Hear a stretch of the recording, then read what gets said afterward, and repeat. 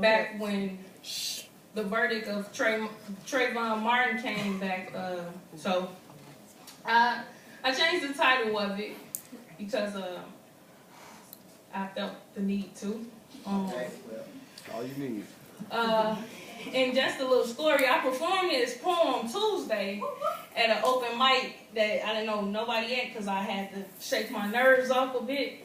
So I hope you all enjoy it. And it's out of my comfort zone, so it's okay if you guys get uncomfortable too. The title of this poem is called "This Darkness Exists in Me."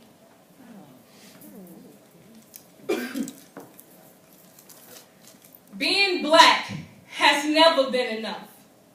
My complexion has stirred the public into a dramatic bluff. But what does that mean?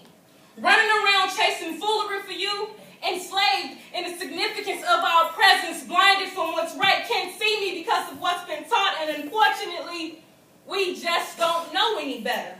Truly predictable, corrupted in today's societies of broken dreams, promises that have been redeemed, but being black has never been enough.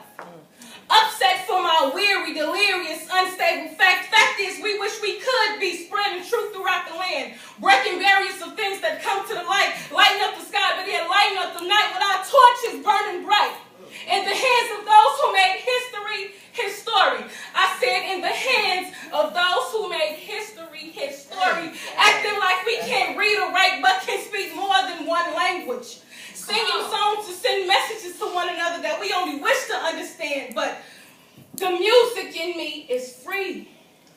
Yet we try to shut each other up like we have some type of boundary, yet boundary lines speak truth because of where we've come from. Kings and queens that set boundaries, locking arms into a chain, linking a connection we only wish to obtain. Or is it more about chaining up, chaining us, conflicted because of the hands that are held together, unifying one us, one just.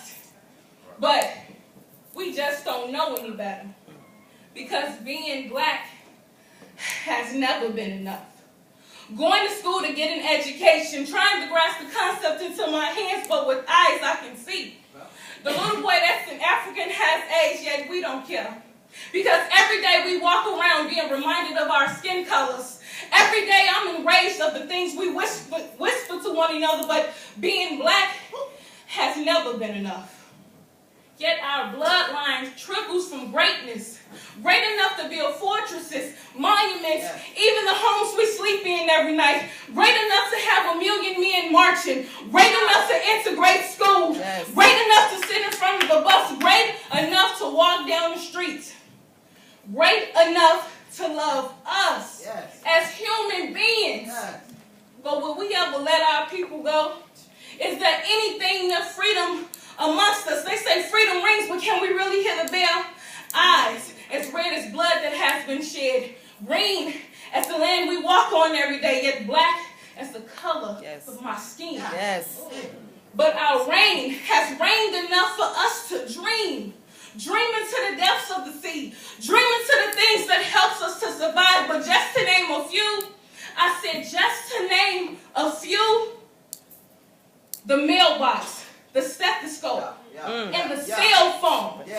And we thought being black was never enough. Thank you.